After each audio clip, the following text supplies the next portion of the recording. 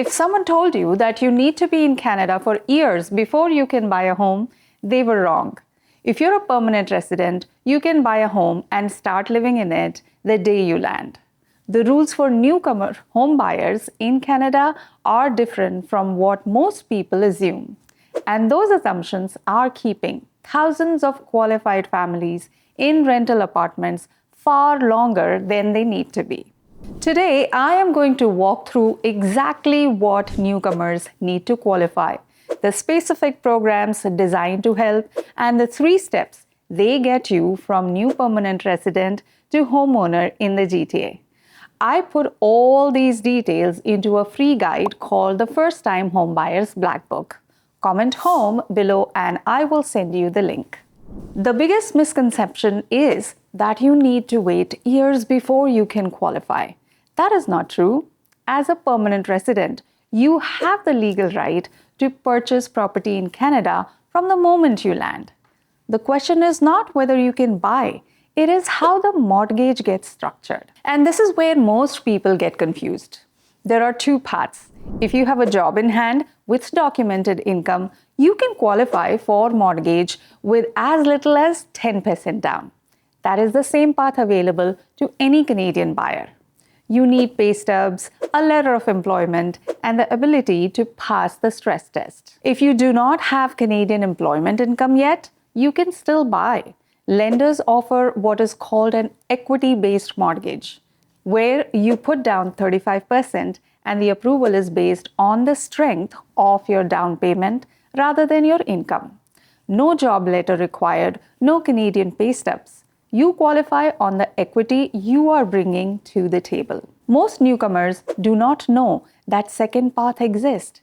They assume no job means no mortgage. That is wrong, and that assumption alone keeps families renting for years longer than they need to. Let me break down both paths so you can see which one applies to you. Path 1, you have a job. If you're employed in Canada with documented income, the process looks very similar to any other first-time buyer. You need 10% down, you need a credit score of at least 680, which you can build with a secured credit card used responsibly for 12 months. And you need to pass the mortgage stress test, which your broker will walk you through. On a $600,000 home, that is $60,000 down. If you landed and got a job right away, started building credit immediately, and have been saving, you could be mortgage ready faster than you think. Path 2, you do not have Canadian employment yet. This is the one nobody talks about. With 35% down on an equity basis, lenders will approve you based on the strength of your down payment. On a $600,000 home, that is $200,000. That is a bigger number. But for families who are coming from countries where they sold property or have significant savings, it is very achievable. Either way, the money needs to be documented. Lenders need a paper trail showing where the funds came from. If you received money from overseas, make sure you have bank records and transfer documentation. If it was a gift from family, you need a signed gift letter. The source matters as much as the amount. Newcomers have access to every first-time buyer program that Canadian-born buyers do. And some people do not realize that. The First Home Savings Account is available to any Canadian resident who has not owned a home. If you landed as a PR and have never owned property anywhere in Canada, you qualify.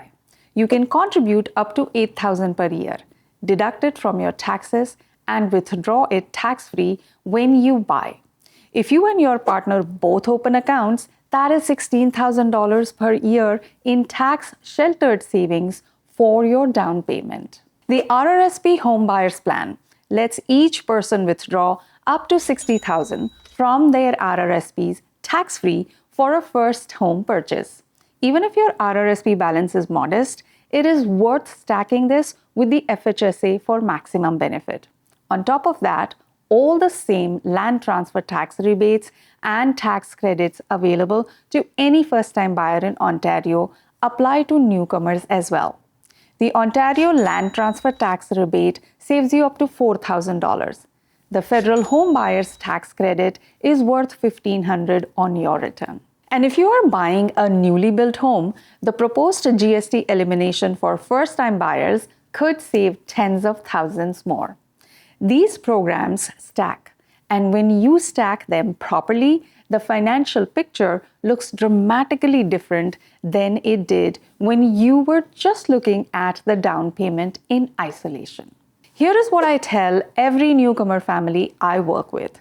Month 1, get a secured credit card if you do not have one. Open an FHSA, start contributing even a small amount. Pull your credit report and know where you stand. Month 3, talk to a mortgage broker who has experience with newcomer programs. Not a bank, a broker. They have access to multiple lenders with different newcomer products and can tell you exactly what you qualify for and what you need to work on. Month 6, get pre-approved. Not pre-qualified, pre-approved. This locks in your rate and tells you exactly what you can afford. Month 8 to 12, start your search. In a market with this much inventory and this little competition, you have time. You can view properties, study neighborhoods, and make conditional offers that protect you. That is the timeline. 12 months from deciding to keys in hand. It is not instant, but it is far shorter than most newcomers believe is possible. If you are new to Canada and you have been told to wait, I want you to question that. Get the real numbers first. Talk to someone who works with newcomer buyers every day. See where you actually stand. Comment home below and I will send you the First-Time Home Buyer's Black Book. It covers every qualification, every program, and every step, including details that are specifically relevant if you have recently arrived in Canada. Or reach out directly. I work with newcomer families across the GTA every week, and the conversation always starts the same way. Let me show you what is actually possible. Most people are surprised.